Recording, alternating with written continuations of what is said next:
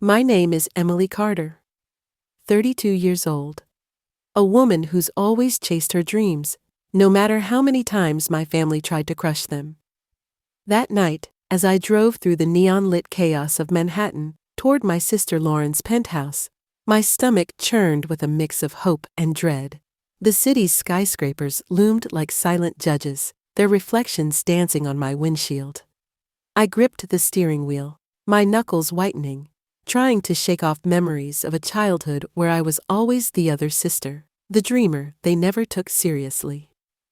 10 years ago, I was 23, fresh out of NYU, pouring my soul into an education app I built from scratch. Late nights, cheap coffee, and endless lines of code. That was my life. When a tech giant offered $25 million to buy it, I signed the deal, my hands shaking with pride. That sale wasn't luck. It was my first big win, the spark that launched me as a venture capitalist.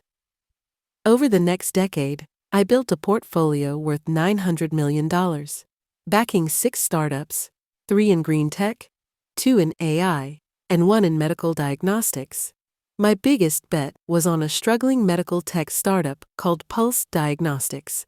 I saw potential where others saw failure, and my investment turned it into an industry leader. The catch: Pulse is now led by my sister Lauren, the golden child who graduated from Columbia with all the praise I never got. To my family, Lauren was the star, CEO of Pulse, living in a penthouse with Central Park views. I was just Emily, the one chasing cute startups, the one who'd never measure up. Growing up, every family gathering was a stage for Lauren's brilliance. Dad would beam at her report cards, her internships, her real career. Mom would hang on her every word while my wins, coding awards, my first angel investment, were dismissed as hobbies. At 32, I still felt like that overlooked kid, desperate to prove I wasn't wasting my life. That night, I wanted something different. I'd brought gifts: a leather planner for Dad, a silk scarf for Mom, a craft coffee set for my cousin Jake, hoping to bridge the gap. I imagined us laughing, sharing stories, maybe even understanding each other for once. But deep down, I braced for the usual. Lauren dominating, Mom and Dad siding with her, and me, the odd one out. My heart raced, not with nerves, but with a quiet determination. I'd built an empire in the shadows. Maybe tonight, they'd finally see me. A luxurious penthouse dining room, crystal chandeliers sparkling, a long mahogany table set with fine china. Emily sits, her simple blazer clashing with the opulence. The dinner began like every other family gathering, Lauren holding court, her voice sharp and confident, the room hanging on her every word. The chandelier's light bounced off her diamond earrings as she leaned back, a smug smile spreading across her face. Pulse just secured a $200 million deal, she announced, her eyes sweeping the table for admiration. We're revolutionizing medical diagnostics. This is the kind of work that changes lives. I sat across from her, my salad untouched, my chest tightening. I'd heard this script before, Lauren's need to prove she was the family's success story. Dad, at the head of the table, raised his glass.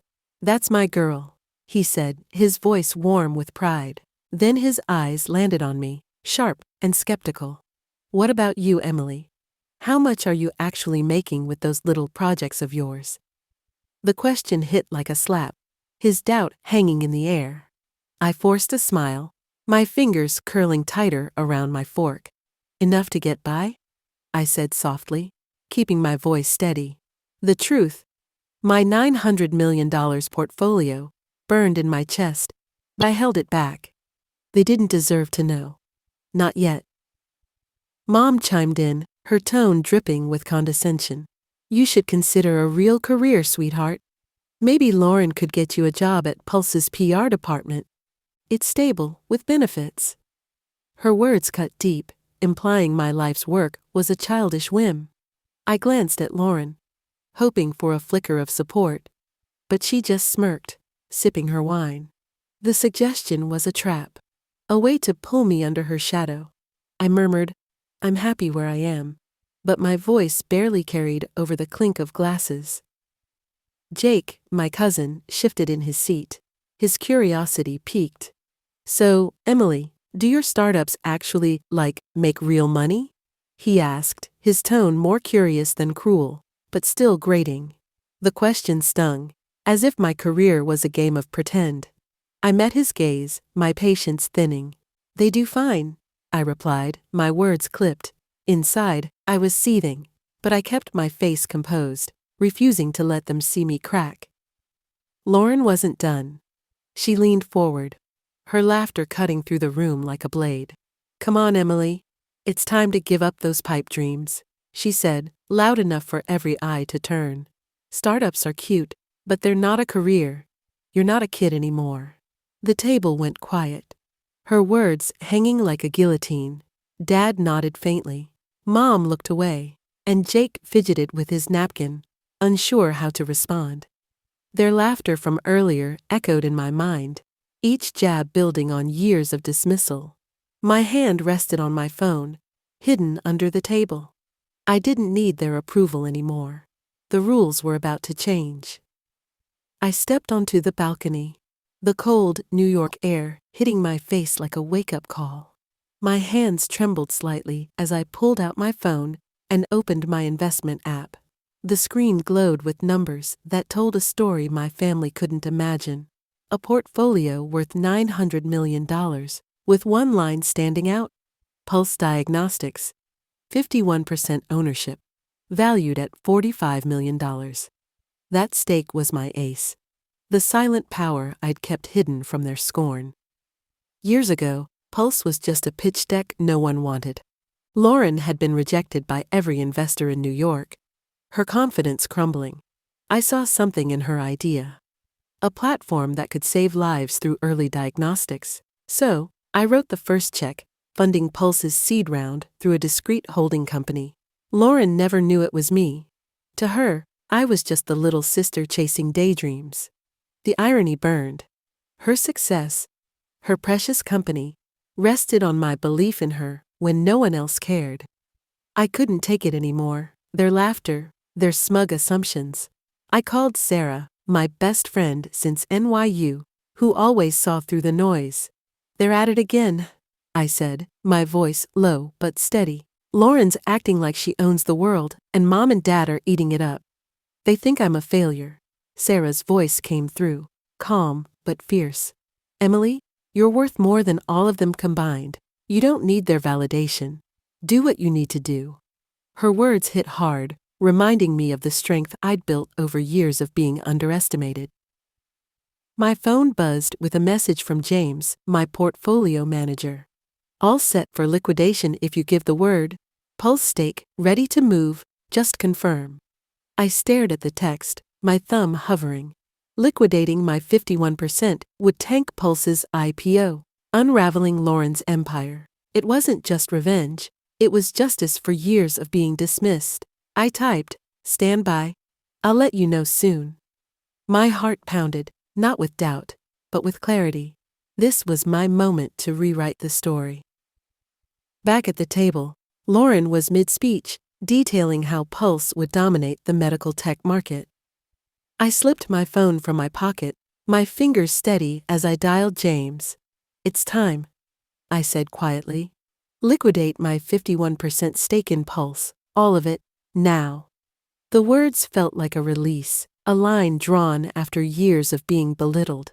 James's tone was cautious. "Emily, this will tank their IPO. The market will see it as a vote of no confidence. Your identity as the owner will come out. Are you sure?" I didn't hesitate. "I'm sure. Do it tonight."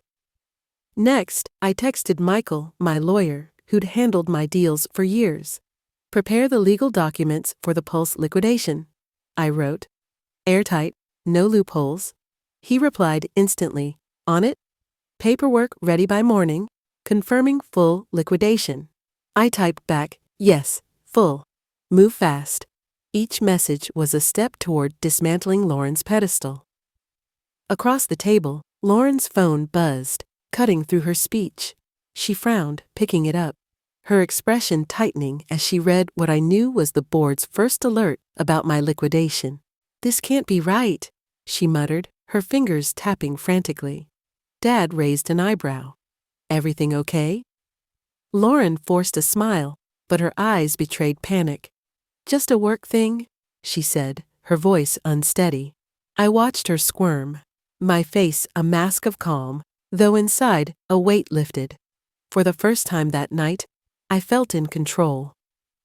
30 minutes later, the mood had shifted. Lauren's phone kept buzzing, shattering the room's fragile calm. She answered a call, her voice sharp. "Richard, what's going on?"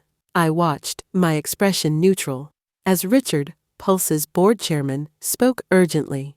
"We've confirmed it, Lauren. The majority shareholder pulling out is Emily. She owns 51%. The color drained from Lauren's face, her hand gripping the phone like a lifeline. I stood, picking up the remote for the dining room's TV. With one click, I mirrored my investment app onto the screen. The numbers lit up.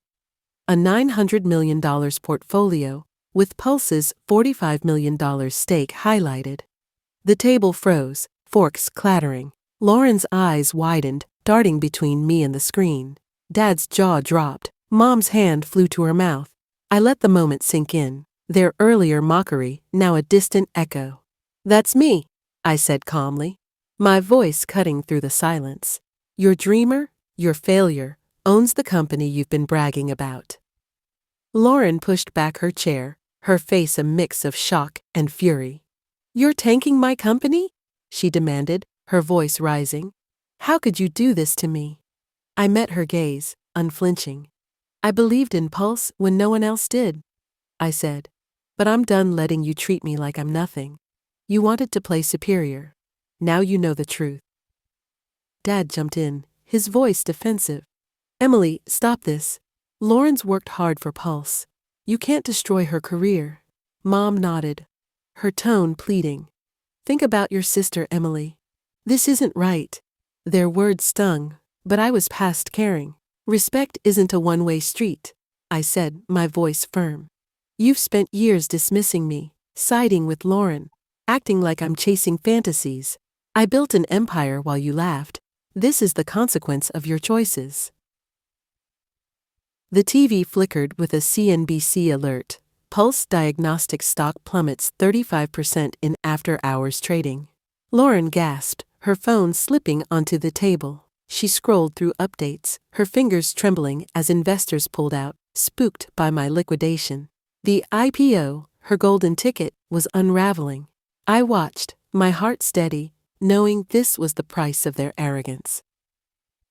An hour later, the penthouse was a battlefield. The TV flashed another update. Pulse's stock had crashed another 20%. Lauren turned to me, her face pale, her voice trembling. "Emily, please," she begged, her arrogance gone. "You can stop this. Call it off." I leaned back, my expression unyielding. "You had years to respect me," I said. "You chose to mock me instead. This is the result." My phone buzzed. It was Mia, the founder of a small AI startup I'd backed when no one else would. "Emily, I saw the news," she said, her voice warm. "Your faith in us kept us alive. Thank you." Her words were a ascendancy, the power of revenge in a digital age.